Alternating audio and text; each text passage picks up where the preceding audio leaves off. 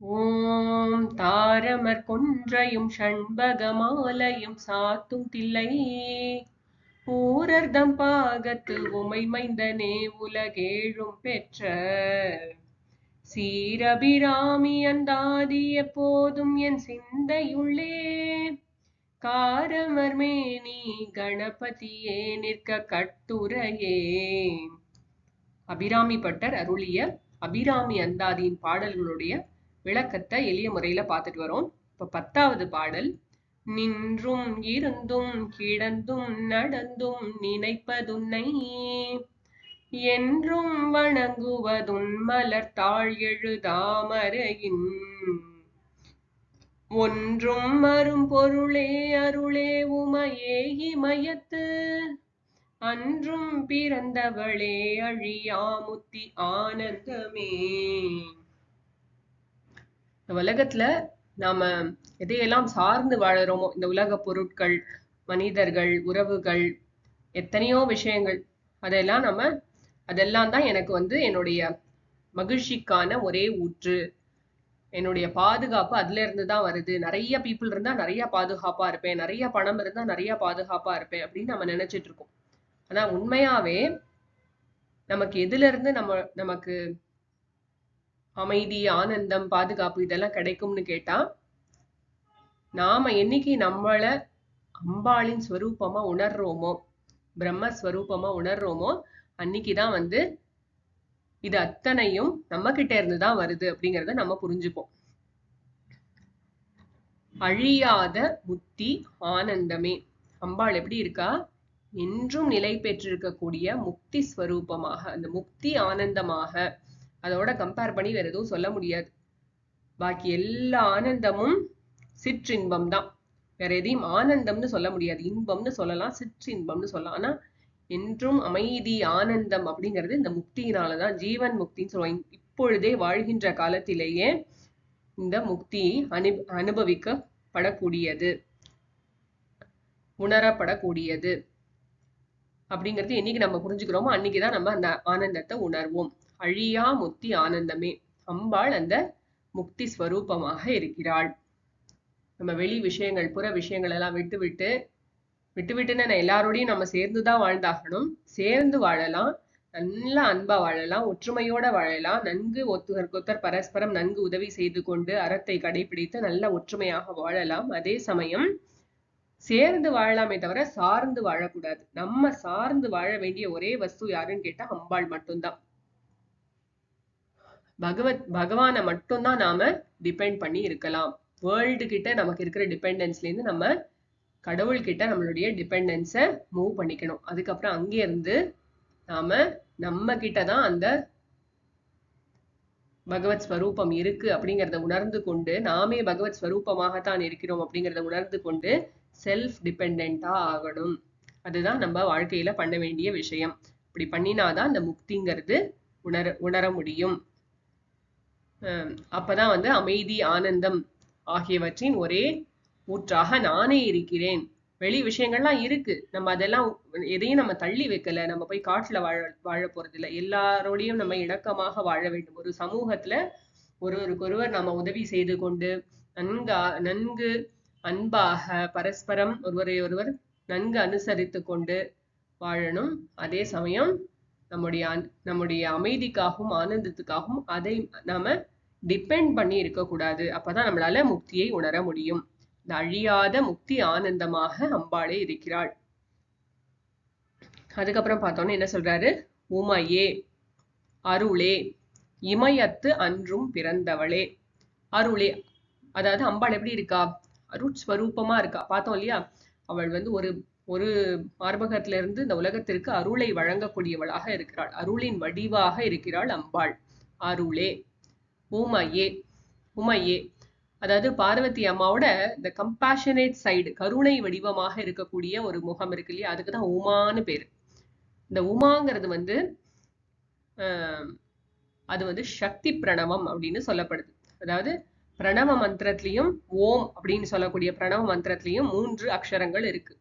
அ, உ, ம்.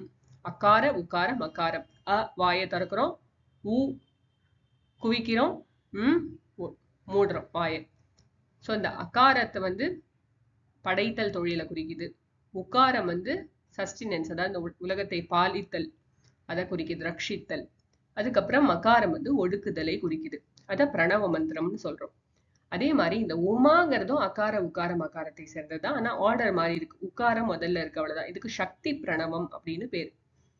இதுலயும் வந்து பார்த்தோம்னா உக்கார மக்கார அகாரமா இருக்கு. அம்பாள் வந்து காத்தல் தொழிலை மிகவும் முக்கியமான ஒரு விஷயமாக செய்து கொண்டிருப்பதனால அவளுக்கு வந்து உக்காரம் முன்னாடி போட்டிருக்கு அப்படின்னு சொல்லப்படுது. உமையே இமயத்து அன்றும் பிறந்தவளே.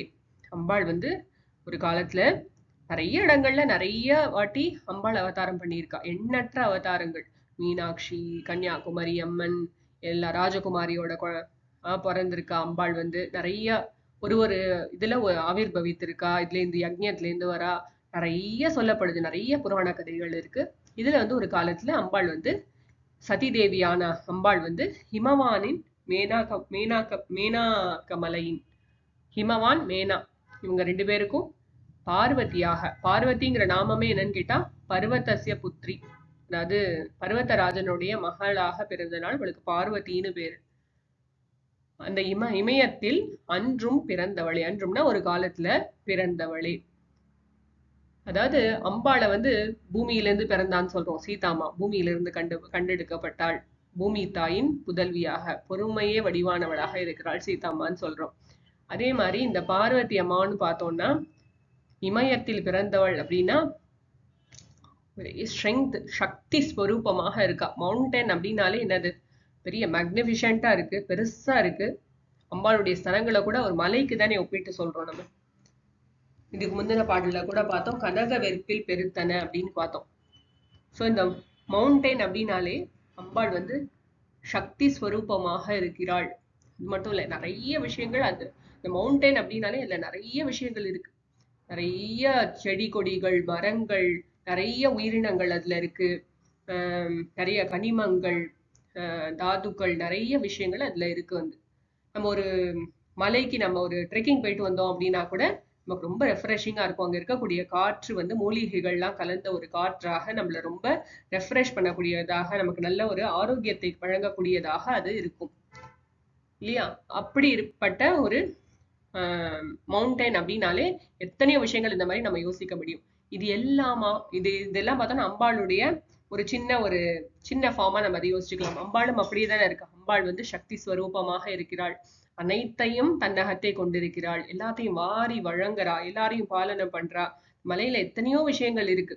எல்லாம் உள்ளுக்குள்ளார என்ன இருக்கணுமோ அது அங்க இருக்கு. ஒரு ஆஞ்சநேயர் வந்து அந்த மலைய அங்க சமுத்திரத்தை கிராஸ் பண்றதுக்கு முன்னாடி அவர் இப்படி கால் அப்படி உதச்சிட்டு கிளம்பும் பொழுது அந்த மலையில இருந்து எத்தனையோ, மகேந்திர பர்வதத்துல இருந்து எத்தனையோ விஷயங்கள் வெளிப்பட்டன அப்படின்லாம் பாக்குறோம் வந்து. சோ அப்படி பார்த்தோம்னா ஒரு மலைக்கு உள்ளார எத்தனையோ கனிமங்களும் தாது பொருட்களும் மூலிகைகளும் நிறைய இருக்கு. அந்த மாதிரிதான் அம்பாளும் அத்தனையும் தன்னகத்தை கொண்டிருக்கிறா. அத்தனையும் இருக்கு, ஆனாலும் அமைதியா இருக்கா. ரொம்ப கம்பேஷனேட்டா இருக்கா. எல்லாரோடையும் கருணையோட இருக்கா. அந்த மாதிரிதான் வந்து நம்ம நிறைய கம்பேர் பண்ணி பார்க்கலாம் இந்த மலையையும் அம்பாளையும். ஏன் மலையிலிருந்து பிறந்தவளாக சொல்லப்படுறது, ஏன் பூமியிலிருந்து பிறந்தவளாக சொல்லப்படுது?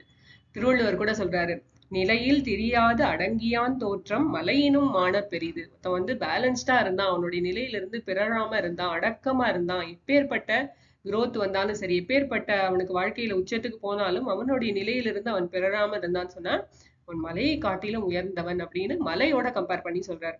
ஸோ அந்த மாதிரி நம்ம இது நிறைய யோசிச்சு பார்க்கறதுக்கு நமக்கு வாய்ப்பு இருக்கு இந்த இடத்துல. இமயத்து அன்றும் பிறந்தவளே. அதுக்கப்புறம் எழுதாமறையின் ஒன்றும் அரும் பொருளே. எழுதாமறைங்கிறது வந்து ஸ்ருதிகள், வேதங்கள். வேதங்களை ஒரு காலத்துல எழுதினதே கிடையாது. இப்பதான் நம்ம புஸ்தகங்கள்லாம் பாக்குறது, ரிக்வேதத்தை புஸ்தகமா பாக்குறோம். அந்த மாதிரிலாம் கண்ணால பார்க்கக்கூடியது இப்பதான் அந்த மந்திரங்கள்லாம் எழுதுறதுங்கிறது. எத்தனையோ காலத்துக்கு முன்னாடி எல்லாம் வந்து எழுதாமறை என்றே சொல்லப்படுது. மறைனா ரகசியம், குருமுகமாக தெரிந்து கொள்ளப்பட வேண்டியது, நம்மளா செல்ஃப் ஸ்டடி எல்லாம் பண்ண முடியாது அப்படின்னு அர்த்தம். எழுதாமறையின், எழுதப்படாத மறை, அதாவது வேதங்களின் ஒன்றும் பொருந்துகின்ற அரிய பொருள், சிறப்பான பொருள், வெரி ஸ்பெஷல் பொருள், சிறப்பு மிக்க பொருள், அரிய பொருளாக இருக்கக்கூடியவள். இந்த வேதங்கள் துதிப்பது வேதத்தின் உட்கருத்தாக இருக்கக்கூடியவள் அம்பாள் தான். எழுதாமறையின் ஒன்றும் அரும்பொருளாக இருக்கக்கூடியவள் அம்பாள். அதுக்கப்புறம் பார்த்தோம்னா அவர் என்ன சொல்றாரு? நின்றும் இருந்தும் கிடந்தும் நடந்தும் நினைப்பது உன்னை. இதுக்கு முந்தின பாட்டுல சொன்னாரு, அம்மா நீ என் முன்னாடி வந்து காட்சி கொடுன்னு சொல்லிட்டு. அம்பாள் கிட்ட வந்து ஸ்டேட்மெண்ட் சொல்றாரு, நான் என்ன பண்ணினாலும் சரி, என்ன காரியம் செய்து கொண்டிருந்தாலும் சரி, நான் நின்றுட்டு இருந்தாலும் சரி, உட்கார்ந்து இருந்தாலும் சரி, படுத்துட்டு இருந்தாலும் சரி, நடந்து கொண்டிருந்தாலும் சரி, என் மனம் முழுக்க நீயே இருக்கிறாள், உன் பொருட்டே நான் எல்லா காரியங்களும் செய்யறேன் அப்படின்னு சொல்லிட்டு. நம்ம இதே என்ன சொல்றோம், கர்ம யோகம் அப்படின்னு என்ன, எல்லா காரியங்களும் செய், அத்தனையோடைய பலனையும் அம்பாளுக்கு நம்ம சமர்ப்பணம் பண்ணிடு அப்படின்னு சொல்றோம். உன் பொருட்டே நான் காரியம் செய்யறேன்னு சொல்லு, அப்ப உனக்கு மனசே உனக்கு தளராது அப்படின்னு தானே நம்ம பகவத்கீதை சொல்லி தருது நமக்கு. அதேதான் இங்கேயும் அவர் சொல்றாரு, நீ என்ன காரியம் செய்தாலும் நான் என்ன காரியம் செய்தாலும் அம்மா உன் பொருட்டே நான் அத்தனை காரியங்களையும் செய்கிறேன், நான் உன் நினைவாகவே இருக்கேன். நமக்கு அது பாசிபிளா? நம்மால எப்பயும் அம்பாளுடைய நினைவிலேயே இருக்க முடியுமா? எத்தனையோ வேலைகள், வீட்டு வேலைகள், அலுவலக வேலைகள், குழந்தையை பராமரிக்கணும், எத்தனையோ வீட்டு உறவுகளை பராமரிக்கணும், நிறைய ரிலேஷன்ஷிப் மேனேஜ்மெண்ட், இதற்கு நடுவுல நாம எப்படி கனெக்டடா இருக்கிறது அப்படின்னு யோசிச்சு பார்த்தோம்னா, எப்படி நம்ம இப்போ ஒருவேளை ஹால்ல குழந்தைய விளையாட விட்டுட்டு நம்ம வேற ஏதோ போன்லயோ எங்க பேசிட்டு இருந்தாலும் நம்மளுடைய எண்ணம் எல்லாம் ஒரு யாராவது பொறுக்கி வாயில போட்டுக்குமோ அப்படின்னு சொல்லிட்டு அந்த குழந்தை மேலேயே ஒரு கவனம் இருக்கும் நமக்கு.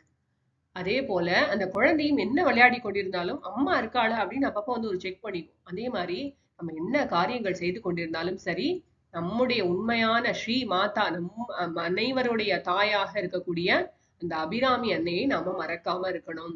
எப்பவும் நம்ம சோர்ஸை நம்ம மறக்க கூடாது. நமக்கு கொடுக்கப்பட்டிருக்க இந்த உறவுகள், இந்த செட்டப், இது எல்லாமே வந்து இது எல்லாம் அவள் கொடுத்தது. ஆனால் உண்மையாவே எத்தனையோ அன்னைகள் இருந்தாலும் உண்மையான அன்னை யார்கிட்டேருந்து வந்தேனோ அந்த சோர்ஸை நான் மறக்க கூடாது. அந்த அபிராமி அன்னையை நான் எப்பொழுதும் நினைவில் கொள்ள வேண்டும். நமக்கு இது பாசிபிள் தான். நிறைய மகான்கள் நமக்கு இத மாதிரி வாழ்ந்து காமிச்சிருக்காங்க. ஸ்ரீ சாரதா தேவி வந்து எத்தனையோ அலுவல்கள், அவங்களுக்கு இருக்கிற வாழ்க்கையில அவங்க பட்ட கஷ்டம் உடல் ரீதியாகவும் மன ரீதியாகவும் வேற யாரும் பார்த்திருப்பாங்களான்னு எனக்கு தெரியாது. ஆனா வாழ்க்கையில எத்தனையோ வேலைகள் இருந்தாலும் அத்தனை பேரையும் பராமரிச்சுக்கிட்டு, அத்தனை உறவுகளையும் எல்லாரையும் சேர்த்துக்கிட்டு, எல்லார்கிட்டையும் அன்பா அத்தனை பேரையும் குழந்தைகளா எல்லாரையும் பார்த்துக்கிட்டு, இந்த வேலைகளுக்கு நடுவுல காலைல அவங்க தூங்குற நேரமே 4 மணி நேரம் தான். 11 மணிக்கு படுப்பாங்களா, 3 மணிக்கெல்லாம் எழுந்துருவாங்க, திரும்ப ஜெபம் பண்ண உட்காந்துருவாங்க. நேரமின்மைனே சொல்ல முடியாது. நாள் முழுக்க அவங்களுடைய லைஃப் எல்லாமே என்னன்னு பார்த்தா தெய்வீக வாழ்க்கை. காலையில இருந்து ராத்திரி வரைக்கும் அனைத்து செயல்களும் இறைவன் பொருட்டே செய்வாங்க. அதுக்கு நடுவுல 1,00,000 ஜபம் செய்வாங்க, எத்தனையோ வீட்டு வேலைகளுக்கு நடுவுல. இந்த மாதிரி வாழ்ந்து காமிச்சிட்டு போயிருக்காங்க நம்மளுக்கு பெரியோர்கள். அவங்களை எல்லாம் அவங்கள பின்பற்றி நம்மால இயன்ற வரையில நம்மால எப்பவுமே வந்து அம்பாளோட கனெக்டடா இருக்க முடியும். என்றும் வணங்குவது உன் மலர்த்தாள், உன்னுடைய திருவடிகளையே நான் என்னைக்கும் தொழறேன், இன்றைக்கும் நான் வந்து வணங்குறது உன்னுடைய திருவடிகளையே அப்படின்னு பாடுறாரு அபிராமி பட்டர். நமக்கு ரொம்ப ரொம்ப ஒரு பாடல்ல இருந்து நம்ம எடுத்துக்கக்கூடிய விஷயம் எத்தனையோ இருக்கு. ரொம்ப நமக்கு அம்பாளை பற்றின ஒரு அண்டர்ஸ்டாண்டிங்கும், நல்ல ரிலேஷன்ஷிப் நல்லா பில்ட் ஆகும். நமக்கு யார் கூட நம்மளுடைய ரிலேஷன்ஷிப்க்கு நம்ம அதிக நேரம் கொடுக்கணுமோ, யாருடைய ரிலேஷன்ஷிப் நமக்கு பர்மனண்டோ நிரந்தரமானதோ, யாருடைய உறவை நாம இன்னைக்கும் மறக்க கூடாதோ, அவளை பற்றிய அறிவை நமக்கு இந்த பாடல்கள் கொடுத்து கொண்டே வருகின்றன. ஒரு பாடலும் படிக்க படிக்க நமக்கு இன்னும் இன்னும் இன்னும் பெட்டர் அண்ட் பெட்டர் ஆகிட்டே போகும். இது இன்னொரு வாட்டி நம்ம பாடலாம். இதுல வந்து நிறைய கூப்பிட்டிருக்காரு அம்பாளை. எழுதாமறையின் ஒன்றும் அரும் பொருளே, அதாவது வேதங்களின் உட்கருத்தாக விளங்குபவளே, அருள் வடிவானவளே, உமையே, உமாவாக இருப்பவளே, இமயத்தில் ஒரு காலத்தில் பிறந்தவளே, அவதரித்தவளே, அழியாத நிலையான முக்தி ஆனந்தமாக இருப்பவளே, நான் உன்னையே என்றும் என்ன செயல் செய்தாலும் நான் உன்னையே நினைத்து கொண்டிருக்கிறேன், நான் உன்னுடைய மலர் பாதங்களையே நான் வணங்கி கொண்டிருக்கிறேன் அப்படிங்கறத இந்த பாடல்ல சொல்லப்பட்ட கருத்து. இதோட வந்து நம்ம லலிதா சஹஸ்ரநாமத்துல என்னெல்லாம் நாமாக்கள் பார்க்கலாம் அப்படின்னா, அருளே, அருளேங்கிறதுக்கு தயாமூர்த்தி, தயான கம்பேஷன், கருணையே வடிவானவளாக அம்பாள் இருக்கா. தயாமூர்த்தி 581வது நாமம். அதுக்கப்புறம் உமையே, உமா 633 633வது நாமம். அதுக்கப்புறம் இமயத்து அன்றும் பிறந்தவளே, சைலேந்திர தனயா. அதாவது சைலம்னா பர்வதம், அதாவது சைலேந்திரம் அப்படின்னா கிங் ஆஃப் மவுண்டன்ஸ், அந்த ஹிமவானுக்கு தனயா பொன்னாக பிறந்தவளே. 634வது நாமம். அதுக்கப்புறம் அழியாமுத்தி ஆனந்தமே, முக்திதா முக்தியை அளிப்பவள். 736வது நாமம். முக்தி ரூபிணி. அதுக்கப்புறம் 737வது நாமம். முக்தி ஸ்வரூபமாக இருப்பவளும் அந்த அம்பாளே. அவளே நமக்கு அந்த முக்தியை அளிக்க முடியும். விதேக முக்தினாலும் சரி, இந்த காலத்திலேயே இந்த உடலோட வாழ்ந்து கொண்டிருக்கும் பொழுதே நமக்கு அமைதியையும் ஆனந்தத்தையும் கொடுக்கக்கூடிய சக்தி யாருக்கு இருக்குன்னா அம்பாளுக்கு மட்டுமே இருக்கு. அவளை சார்ந்த வாழ்க்கையே நாம் வாழ பழக வேண்டும். இன்னொரு முறை பாடலாம். நின்றும் இருந்தும் கிடந்தும் நடந்தும் நினைப்பதுன்னை, என்றும் வணங்குவதுன் மலர்த்தாள் எழுதாமரையின், ஒன்றும் மரும் பொருளே அருளே உமையே இமயத்து, அன்றும் பிறந்தவளே அழியாமுத்தி ஆனந்தமே. சர்வம் ஸ்ரீ ஜெகதம்பார்ப்பணமஸ்து.